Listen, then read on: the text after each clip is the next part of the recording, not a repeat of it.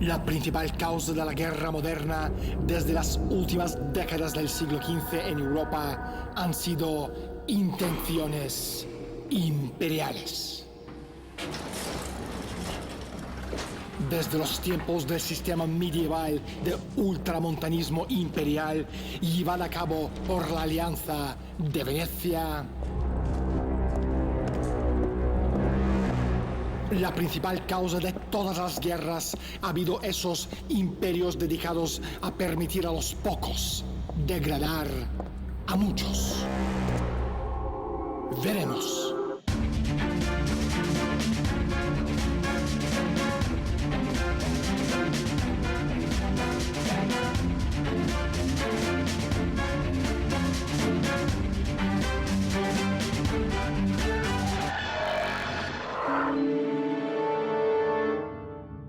Hoy, en Desde la Sombra, la principal causa de la guerra moderna desde las últimas décadas del siglo XV en Europa han sido las intenciones imperiales de instrumentos tales como la oligarquía financiera veneciana, primero los Habsburgo y más tarde el imperio de los liberales anglo-holandeses, la Compañía Británica de las Indias Orientales, fundada a partir del Tratado de París de 1763. Hoy hablaremos con el historiador argentino Patricio Lons. Patricio, buenos días y gracias por estar con nosotros. Hola Daniel, es un gusto conocerte y recibe desde aquí un fuerte abrazo argentino. Pero primero, salgamos a la calle y preguntemos a la gente su opinión sobre la influencia del Imperio Español en la cultura latinoamericana. Bueno, sobre la cultura, generalmente mucho arte. Por ejemplo, en el norte del país tenemos toda la influencia, tanto aborigen como la española. Después todas las religiones que vinieron, como por ejemplo los jesuitas, trajeron su arquitectura también, su gastronomía, así que esas creo que fueron las influencias más importantes.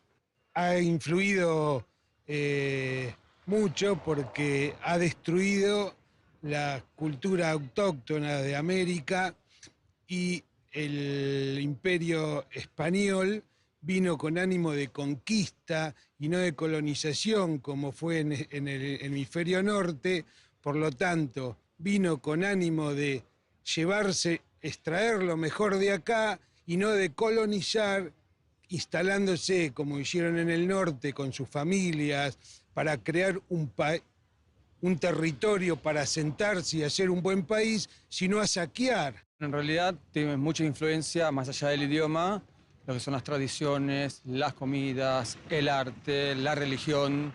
Sí, o sea, nosotros somos de alguna manera fuimos en realidad una colonia española. ¿Por qué había que romper el Imperio Español? ¿Cuál era su influencia mundial, Patricio? Bueno, mira, Daniel, primero ubiquémonos en el tiempo. España comienza la construcción de su imperio a partir de 1492 con los Reyes Católicos, pero lo consolida con Carlos V y Felipe II, y pensá que llegaba desde Flandes, donde hoy son los Países Bajos, hasta el Reino de dos Sicilias, parte del Franco Condado, en algún momento toda la península ibérica, todo el continente americano, parte de África y Filipinas. Ese imperio en realidad lo que hizo fue conectar al mundo. El mundo era inconexo hasta que la expedición de Hernando de Magallanes y Sebastián Elcano dan la vuelta al mundo por primera vez y unen al planeta. Es decir, Europa sabía que existía Asia, que existía África, no sabía que había un continente en el medio. Entonces, lo que logra España es unificar al mundo y crear un imperio que nunca se llamó Imperio Español, se llamó Monarquía Católica o Monarquía Hispánica. Y ese imperio desarrolló una economía próspera para todos los pueblos que lo habitaban, a punto tal que, si te fijas bien, en el área Asia-Pacífico, que hoy todo el mundo se lo disputa como mercado, era un mercado donde se usaba la moneda del Imperio Español, la onza de plata castellana. Sin ningún problema eran aceptadas nuestras monedas, no así las monedas de otras potencias europeas. Ese era el tamaño de nuestro imperio. todo el continente americano, lo que hoy son 3/4 partes de lo que hoy es Estados Unidos, y luego podemos decir hasta la Patagonia. Entonces, nuestra influencia era muy grande, ya que por un lado unía el globo terráqueo, pero también lo separaba, porque estábamos nosotros en el medio, ¿no es cierto? Era el Imperio Español que podía tener una influencia a ambos lados del planeta. Londres, año 1850.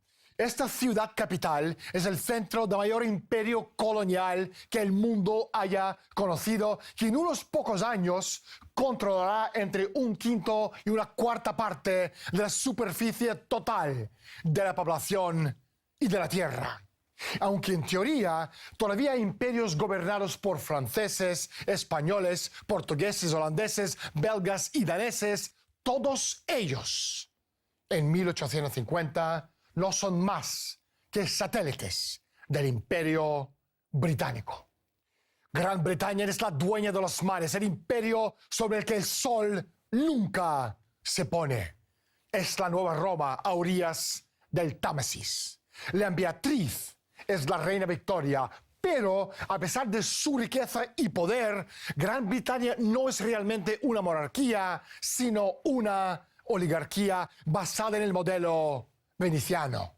La única excepción al dominio mundial de Gran Bretaña es Rusia.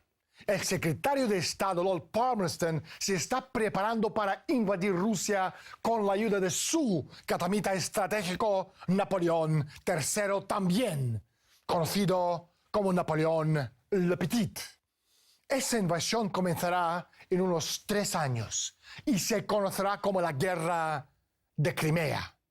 Tan pronto como termina la guerra contra Rusia, Palmerston, el economista John Stuart Mill de la Compañía Británica de las Indias Orientales, iniciarán el gran motín de la India, la rebelión de los cipayos. Después vendrá la conquista de China a través de la guerra del opio. Poco después, los británicos respaldarán a Napoleón en su proyecto de poner el archiduque de Habsburgo en el trono del Imperio de México, el proyecto de Maximiliano. Estos proyectos se realizarán en estrecha coordinación con los planes de Palmerston para eliminar las 2 únicas naciones que aún pueden oponerse al Imperio Británico: la Rusia de Alejandro II y los Estados Unidos de Abraham Lincoln. Pero cuando las flotas rusas entran en Nueva York y San Francisco, las esperanzas del confederado general Lee se rompen en Gettysburg y las barras y las estrellas son bajadas en Vicksburg, Mississippi, la última gran acción militar de la Guerra Civil estadounidense. El Imperio Británico encontró su Waterloo y sus planes de conquistar Estados Unidos, al parecer, murieron. Pero no para todos y no inmediatamente. Cecil Rhodes, empresario, colonizador, político británico, fundador de Rhodesia y uno de los miembros más importantes de la sociedad más poderosa del siglo XIX, la Mesa Redonda, dijo: ¿por qué no formar una sociedad secreta con más de un objetivo? La continuación del Imperio Británico y unión del mundo entero bajo el dominio británico para la recuperación de Estados Unidos y por unir la raza anglosajona en un imperio. ¡Qué sueño! Pero sin embargo, es probable, es posible. Seguimos indagando. ¿Por qué Inglaterra operó para dividir al Imperio Español? ¿Patricio? Bueno, el único país que realmente envidiaba el potencial español era el Imperio Inglés. El Imperio Inglés trató de llegar a Asia a través de la India y de China, pero en vez de llevar prosperidad como llegó el Imperio Español, en realidad entró a sangre y fuego. Como los chinos no querían comerciar con los hilados de Manchester porque ya tenían la seda, y bueno, al final Inglaterra dominó la India, provocó grandes hambrunas en la India para producir opio. Con el opio entró en China y con el dinero que fue capitalizando creó los grandes bancos y luego terminaron dominando el mundo. Por lo tanto, el único imperio que se oponía a ese modelo de expoliación y de desastre y de robo que ejercía el imperio inglés, el único imperio con un sentido más pacífico de desarrollo era el imperio español. Así que sí, Inglaterra tuvo una clara política para destruir al imperio español.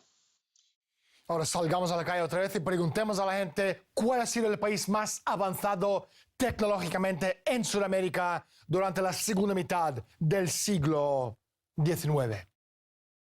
Mirá, yo no sé si hablar de país, sí, pero sí podemos hablar de regiones. De hecho, el Río de la Plata era bastante importante y codiciado. O sea, tenía algo que interesaba. Y para mí Brasil, porque a pesar de tener deuda externa, igual que nosotros, Brasil siempre se industrializó. Y calculo que tecnológicamente nosotros estábamos bastante avanzados, así que mi respuesta puede llegar a ser Argentina. Técnicamente no se avanzó mucho en esta parte en la primera parte, en el siglo XIX. Ahí está todavía estábamos bastante atrasaditos en ese sentido. Paraguay, año 1870, esa espantosa mancha en la historia del continente sudamericano. Patricio, ¿qué pasó ahí? Bueno, mira, Inglaterra primero apoyó a diferentes personajes de la historia americana. Pensá que la mitad del ejército de Bolívar eran 7.500 soldados ingleses. Aquí también en Sudamérica, en lo que era el Virreinato del Río de la Plata y la Capitanía de Chile, también con su flota, que fue la que permitió lograr separarnos a Chile, el Alto Perú, Paraguay, la Banda Oriental y nosotros en 5 países distintos. Y luego siguió operando, sabotearon al gobierno ya con las naciones independientes, saboteó al gobierno de Juan Manuel de Rosas, y luego el único país que también le seguía haciendo frente era Paraguay, y de alguna manera movió los hilos políticos para que Brasil, Uruguay y Argentina le declarasen la guerra al Paraguay, provocando un genocidio espantoso. La mayoría de la población masculina del Paraguay falleció en esa guerra, pero hasta los niños y los ancianos pelearon. Entonces realmente fue una masacre. ¿Por qué? Porque Paraguay intentó llevar adelante una política independiente de los intereses británicos. Y los ingleses no se lo perdonaron, sumiendo al Paraguay en una pobreza que de alguna manera no se ha recuperado hasta el día de hoy. Para el Imperio Británico y sus aliados oligárquicos en el continente europeo, cualquier intento por desafiar a Londres y lograr la soberanía económica, sobre todo si estaba basada en el sistema americano, era un casus belli. Uno de los ejemplos más salvajes de la sed de sangre imperial fue orquestado por Londres entre 1865 y 1870. La guerra de la Triple Alianza de Brasil, Uruguay y Argentina contra Paraguay, un genocidio financiado por los mismísimos bancos Baring Brothers y Rothschild que, una década después, financiarán la Guerra del Pacífico. Las fuerzas de la alianza, dirigidas brutalmente por los británicos, demolieron lo que era en la época de la Guerra Civil de Estados Unidos una de las expresiones más avanzadas de las políticas económicas del sistema estadounidense en América del Sur, forjadas por los presidentes Carlos Antonio López y su hijo Marshall Francisco Solano López. La industria pesada, la infraestructura y las facilidades científicas y educativas fueron borrados de la faz de la tierra, mientras que 3/4 partes de la población masculina fueron exterminadas. ¿Por qué fue atacado Paraguay? Porque a través de políticas económicas fuertemente proteccionistas seguían el modelo de economía política del sistema americano de Alexander Hamilton. Paraguay era el segundo país más avanzado en América, solo detrás de Estados Unidos. Debido a esos avances, Paraguay, un país altamente desarrollado, fue sometido a una invasión patrocinada por los británicos a través de 3 de sus vecinos, seguido por una guerra de exterminio entre 1865 y 1870. La justificación explícita de esa guerra fue que era necesario acabar con el proteccionismo e imponer la doctrina británica del libre comercio. Y el enemigo que los británicos llevarían a la destrucción fue Paraguay. Así que, ¿qué tiene que ver la historia del siglo XIX con los acontecimientos actuales? ¿Sabían ustedes que ese mismo pequeño país, Paraguay, en la tercera semana de abril de 1996 fue nuevamente invadida por las mismísimas fuerzas británicas, con los mismos objetivos geopolíticos de 150 años atrás? Solo que esta vez, en lugar de desatar las fuerzas militares de los regímenes títeres de Argentina, Brasil y Uruguay, a través de Triple Alianza, los británicos desplegaron los gobiernos de esos mismos países, ahora agrupados en el Pacto Comercial Mercosur, a través de las redes del diálogo interamericano, el influyente centro de pensamiento con sede en Washington, que promueve la eliminación del Estado-nación soberano y el establecimiento de un único gobierno oligárquico mundial. Y esta vez, el Departamento de Estado, en lugar de luchar contra la doctrina británica del libre comercio, como lo hizo Abraham Lincoln, fue el defensor más elocuente de esta doctrina criminal de bloqueo económico. Y, de hecho, orquestó la operación contra Paraguay. Y todo en nombre de la defensa de la democracia. Lord Palmerston, la eminencia gris del Imperio Británico y su ex primer ministro, dijo lo siguiente: las naciones no tienen amigos permanentes o aliados permanentes, solo tienen intereses permanentes.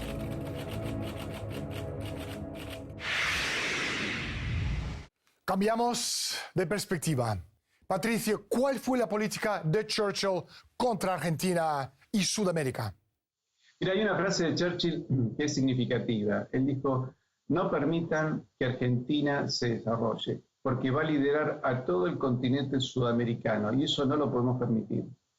Cuando en 1946 asume la presidencia Juan Domingo Perón, lleva adelante una política de desarrollo industrial de corte nacionalista. Entonces empezamos a tener una marina mercante mucho más poderosa, se desarrolla la industria, se empiezan a sustituir importaciones, y no te olvides que buena parte de las exportaciones británicas venían a la Argentina, a punto tal que en algún momento llegaron a decir que Argentina era la perla más preciada del Imperio Británico. Entonces, para ellos era muy importante que Argentina no se desarrollase. Y la presidencia del general Perón no solo desarrolló la Argentina, sino que de alguna manera impulsaba una unidad hispanoamericana. De hecho, el general Perón era un gran hispanista, en sus discursos lo demuestra. Y él planteaba de alguna manera una alianza cada vez más firme entre las naciones hispanoamericanas. Por eso Churchill realmente operó contra Argentina, y en 1955, cuando el presidente Perón es derrotado por un golpe de Estado, la flota inglesa participó de ese golpe, y cuando Perón es derrotado, Churchill dice: este es el día más feliz de mi vida desde el triunfo en la Segunda Guerra Mundial. Así que con esas palabras queda muy claro cuál fue la política de Winston Churchill y de Inglaterra con el gobierno de Argentina. Salgamos a la calle y preguntemos a la gente cuáles son las intenciones de Inglaterra en el Atlántico Sur. Bueno, desde ya que es una cuestión estratégica. Y aparte, toda la influencia de lo que... Porque si ellos tienen las Islas Malvinas, el tema es lo de la plataforma continental, que ellos pueden explotar no solo la pesca, sino la posible obtención de petróleo. O sea, es estratégica y económica. Y mirá, o sea, si vamos a la parte antigua, sí, como te decía, la colonia española, o sea, nosotros éramos ricos. Sí, o sea, ricos me refiero a cantidad de oro o de plata, pero bueno, más en lo que era el Imperio del Norte. Sí, y también era un buen negocio, vamos a decir, el tema del estrecho para poder dominar los dos mares, o los dos océanos en realidad. Y hoy, bueno, estamos hablando del mismo tema, ¿sí? O sea, todo lo que es el estrecho, la parte de Malvinas también, por ejemplo, es muy rica, tanto hoy comercialmente como petróleo, krill, o también para el paso transoceánico. Y fundamentalmente el petróleo y la pescadería. Hagamos la misma pregunta a nuestro invitado. ¿Cuáles son las intenciones de Inglaterra en el Atlántico Sur?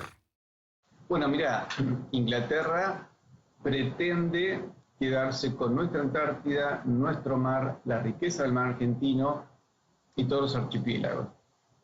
Hoy Inglaterra domina por la fuerza las Islas Malvinas, que las pudimos recuperar durante 74 días, demostrándole al mundo que una nación como la nuestra podía hacerle frente y estuvimos a un paso de la victoria. También han invadido las Islas Georgias del Sur y las Islas Sandwich del Sur. Pero además las Islas Orcadas, que están dentro del sector antártico argentino, están en una situación de casi desabastecimiento. El gobierno argentino no tiene una política para abastecer como corresponde a las bases antárticas. Por otra parte, ya Inglaterra desconoce el Tratado Antártico porque le han cambiado el nombre a la Antártida Argentina y le han puesto tierra de la reina Isabel II. Y por otra parte, permanentemente están con barcos haciendo prospección petrolera en el mar argentino, porque se calcula, hay distintas hipótesis, pero se calcula que el petróleo que hay en el mar argentino es equivalente al de un país árabe. Entonces, toda esa riqueza Inglaterra la quiere desarrollar. Pero además, en el mar argentino vos tenés una riqueza pesquera muy importante y tenés también una riqueza en metales en el lecho marítimo. Entonces, todo eso hace que Inglaterra no quiera soltar sus intereses en el Atlántico Sur. Por eso incluso, fíjate que hay denuncias de que hay hasta bases aéreas, pistas aéreas en la Patagonia Argentina que de una manera u otra abastecen a Inglaterra y son pistas sobre las cuales incluso la Fuerza Aérea Argentina no puede tener jurisdicción. Todo esto se debe a los tratados que firmó el gobierno argentino durante la presidencia de Carlos Menem con Inglaterra, que nos somete a los intereses británicos y somete a nuestras Fuerzas Armadas prácticamente a las decisiones británicas en el Atlántico Sur. Muy llamativas las palabras de Winston Churchill, ex primer ministro británico. Él dijo: a la Argentina hay que revolcarla en el barro de la humillación.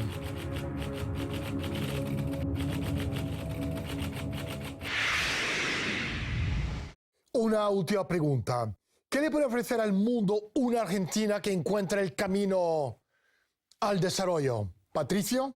Mira, Daniel, Argentina tiene mucho para ofrecer. Y Argentina puede producir alimentos para buena parte de la humanidad. Y podemos producir alimentos de alta calidad, de buena calidad nutritiva, con todos los controles sanitarios y alimenticios. Esa es un área. Por lo tanto, además, podemos también producir energía. Argentina tiene capacidad para un desarrollo de energía mareomotriz, como para darle energía no contaminante, te diría, a todo el continente americano. Y también podríamos liderar la recuperación del medio ambiente por una serie de ventajas competitivas que tiene Argentina. Así que Argentina sí, Argentina tiene mucho para dar. Argentina dio un grito muy fuerte en 1982 cuando le dijimos a las potencias que no podían seguir abusando de los pueblos, y hoy Argentina, ante las necesidades que plantea el siglo XXI, tiene muchísimo para dar, muchísimos problemas para solucionarle al mundo. Al mundo le conviene que Argentina sea un país próspero, que sea un país fuerte, que sea una potencia, y que pueda ser un elemento pacificador en Sudamérica. Creemos realmente, Daniel, que Argentina puede ser un aliado estratégico para cualquier potencia que lo sepa ver y que quiera ser un aliado de buena fe sin pretender cometer los mismos abusos que han cometido otras potencias. Así que sí, Daniel, tengo la esperanza de que Argentina retome un camino de grandeza y que logre una alianza positiva con otras potencias. Hoy hablamos con el historiador argentino Patricio Lons. Patricio, no hay tiempo para más. Gracias por estar con nosotros. Bueno, Daniel, te agradezco muchísimo tu invitación. Me siento muy honrado de participar de un programa tan prestigioso como el tuyo y que tiene muchísimos televidentes en la Argentina. Un fuerte abrazo para vos y para toda tu audiencia y para el pueblo ruso. Muchas gracias. Desde que Gran Bretaña estableció su imperio de facto a partir del Tratado de París de 1763, la principal preocupación estratégica de la monarquía británica imperial ha sido la eliminación de la tradición de la Revolución Americana de 1776-1789 y enfrentar a las naciones y los pueblos del mundo entero unos contra otros, a través de guerras, llevarlos a la ruina, evitar que se conviertan en una fuerza de resistencia a la dominación imperial del sistema liberal anglo-holandés de interés oligárquico financiero. Es principalmente por esta razón que el aumento de las crisis monetarias y financieras globales, como la actual, coincide con nuevos y terribles conflictos armados a lo largo y ancho del planeta. Por tanto, al menos que ahora cambiemos el sistema monetario y financiero mundial y regresemos al modelo establecido por los acuerdos de Bretton Woods durante la administración del presidente Franklin Roosevelt, estaremos atrapados en una época de conflicto que podría dentro de muy poco sumir a toda la civilización del planeta en una nueva era de tinieblas, con o sin el consentimiento de los gobiernos actuales. Soy Daniel Stulin. Bienvenidos al mundo de Humo Espejos. Gracias por estar con nosotros y hasta la semana próxima.